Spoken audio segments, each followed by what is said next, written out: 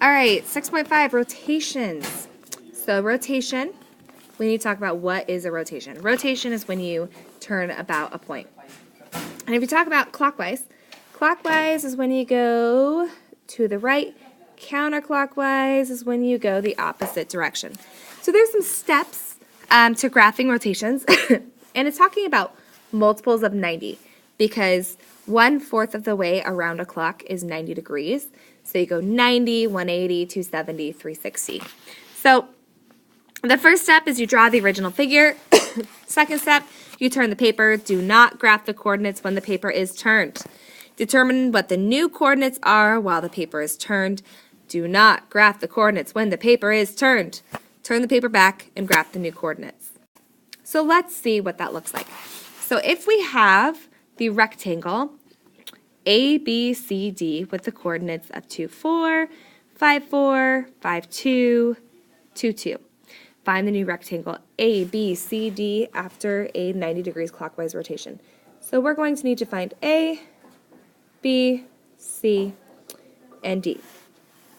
So the first thing you do is you rotate your paper 90 degrees. So now the X should be in position where the Y-axis would normally be. The X is now vertical to you, and the Y is horizontal. If you notice, for a 90-degree rotation, it will end up in this quadrant. So, we look at A. From point 0, 0, A is up. So it is up 4 over 2. So now we go in our new coordinate up 4 over 2.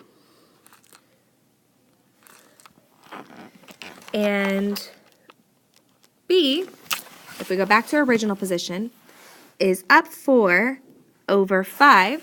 So we turn our paper up 4 over 5. And there's our new B. Go back to your original. C is up 2 over 5. So we rotate up 2 over 5. So there's our C. And back to the original point. D is up 2 over 2. So we turn and go up 2 over 2. So here is our new rectangle. Now we need to look at what are those coordinate points. So A is now at 4, negative 2. B is now at 4, negative 5. C is now at 2, negative 5. And D is now at 2, negative 2. So let's look at the original rectangle again, but this time we're going to go 180 degrees. So 180 degrees is no longer in coordinate, it's not in this coordinate, but it's going to end up in this coordinate.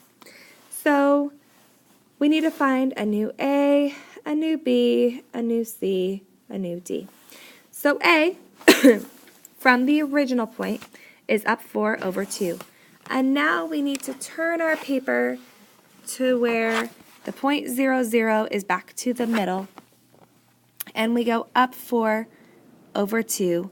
Whoops, that did not go in the right spot. So up 4 over 2. So there's our new A. Back to our original. B is up 4 over 5. We turn it again, so we go up 4 over 5. So there's our B. C is up 2 over 5, so we turn back up 2 over 5.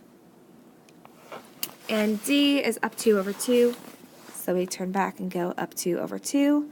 I'm not quite sure why this is not allowing me to go directly on those points.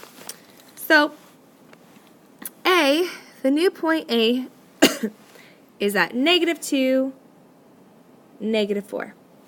The new point B is at negative 5, negative 4. The new point C is at negative 5, negative 2. And the new point D is at negative 2, negative 2.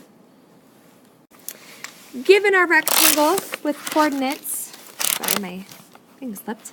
With coordinates where they happen, find the new rectangle after 270 degrees clockwise rotation.